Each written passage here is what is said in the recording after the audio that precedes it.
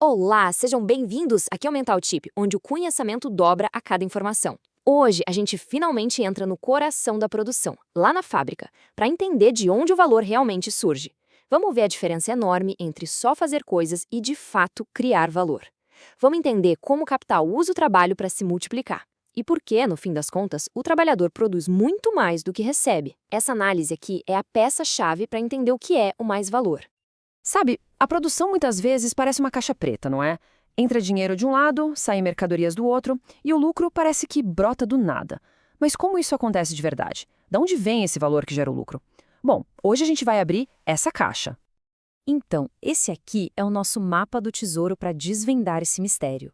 Primeiro, a gente começa com a base de tudo, o trabalho. Depois, vamos ver o que acontece quando o capital entra no jogo e qual é o segredo por trás da criação de valor. Em seguida, vamos fatiar a jornada de trabalho e, no final, a gente junta todas as peças para entender por que isso tudo é tão importante. Ok, vamos lá. Para entender o capitalismo, a análise de Marx começa de um jeito bem interessante. Ele não começa falando sobre dinheiro ou capital. Ele começa com algo muito mais fundamental: o simples ato de trabalhar, uma atividade que, no fundo, define a nossa existência. É só parar para pensar. Não importa o sistema econômico, os seres humanos sempre trabalharam. Seja caçando em uma sociedade tribal, cultivando a terra para um senhor feudal ou construindo pirâmides como escravos, o processo de trabalho é uma constante na nossa história. E o que é esse processo na sua essência? É bem simples. É pegar algo da natureza e, usando a nossa energia e a nossa inteligência, transformar em alguma coisa útil. É transformar madeira numa mesa, argila num vaso. O objetivo é criar um valor de uso, algo que sirva para alguma coisa. E esse processo tem sempre três componentes básicos: a nossa atividade em si, o objeto que a gente está transformando e as ferramentas que usamos para ajudar nessa transformação. Simples, universal e bem intuitivo. Então, o ponto-chave aqui é o seguinte: na sua forma pura, o trabalho não tem nada a ver com lucro. É só sobre criar coisas úteis para a vida. Mas é aí que a coisa muda de figura quando o capital entra em cena. E aqui a história vira completamente. Aquele processo de trabalho que era universal e neutro, agora é capturado por uma lógica totalmente nova. Olha só essa comparação. Ela deixa tudo bem claro. O objetivo muda da água para o vinho. O processo de trabalho, que era sobre fazer coisas úteis, vira um processo de valorização. O foco agora não é mais satisfazer uma necessidade, mas sim criar um valor que se expande, que cresce. A utilidade vira um meio para um fim, o lucro. E essa é a lógica central do capitalismo. Pensa no ponto de vista do capitalista. Produzir botas é só uma parte do processo. O objetivo real dele é terminar o dia com mais valor do que ele começou. As botas são só o veículo para essa valorização acontecer. A utilidade delas se torna secundária. Certo, mas como exatamente esse valor se expande? Onde é que está o segredo técnico dessa multiplicação? E a resposta, segundo essa teoria, não é onde a maioria das pessoas pensam. Vamos começar desfazendo um mito bem comum. De acordo com essa teoria, as máquinas, as ferramentas, a matéria-prima, nada disso cria valor novo. Pode parecer estranho, mas vamos entender o porquê. Pensa assim: o valor de uma máquina ou do couro para fazer a bota já existe. Ele foi criado em um trabalho passado. Marx chama isso de trabalho morto. Então, à medida que a gente usa a máquina ou o couro, esse valor que já existia é simplesmente transferido aos pouquinhos para o produto final. Uma máquina que vale 1.000 e dura 1.000 horas, a cada hora de uso, ela passa 1 de valor para o produto. Ela não adiciona nada novo, ela só repassa o próprio valor.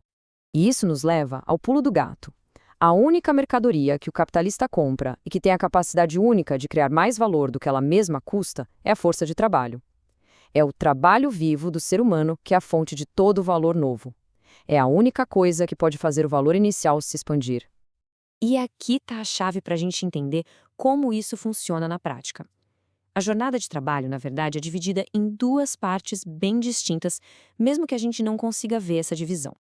Dá uma olhada nesse gráfico. Uma parte da jornada, o trabalho necessário, é o tempo que o trabalhador leva para produzir o valor equivalente ao seu próprio salário. Vamos supor que em 4 horas ele já produziu o suficiente para pagar o dia dele. Só que a jornada não acaba aí, né? todo o tempo que ele trabalha depois disso é o mais trabalho. E esse é um tempo de trabalho não pago, que se transforma diretamente em lucro para o capitalista. E o valor que é criado durante esse período de mais trabalho tem um nome: mais-valor. Ou como muita gente conhece, mais-valia. Ele é a forma material do tempo de trabalho que não foi pago. E essa é a fonte de todo o lucro, de acordo com a teoria de Marx. Ok, mas aí vem a pergunta. Se o trabalhador concordou com o salário, como isso pode ser exploração? É exatamente aqui que a aparência do mercado bate de frente com a realidade da produção. Olha só, no mercado, na hora do contrato, parece uma troca justa. O trabalhador vende sua força de trabalho, o capitalista paga o valor combinado por ela. Na lei são duas partes iguais.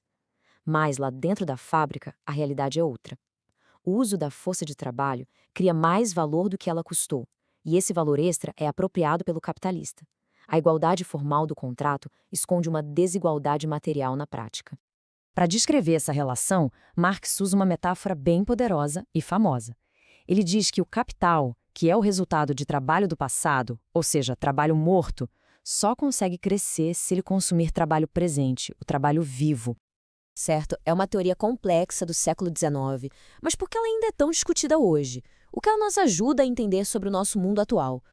Bom, importa porque, segundo essa teoria, essa é a dinâmica que explica a origem do lucro. A luta constante por salários, a necessidade que o sistema tem de crescer sem parar para gerar mais e mais valor, e até fenômenos como o desemprego estrutural. Basicamente, ela tenta revelar o motor do modo de produção capitalista. E isso tudo nos deixa com uma pergunta muito atual. Se o trabalho humano vivo é a única fonte de valor novo, o que acontece numa economia cada vez mais dominada por robôs e por inteligência artificial? Quem ou o que está criando valor nesse cenário? É algo para a gente pensar. Na nossa próxima análise, a gente vai aprofundar um pouco mais nessa matemática da criação de valor.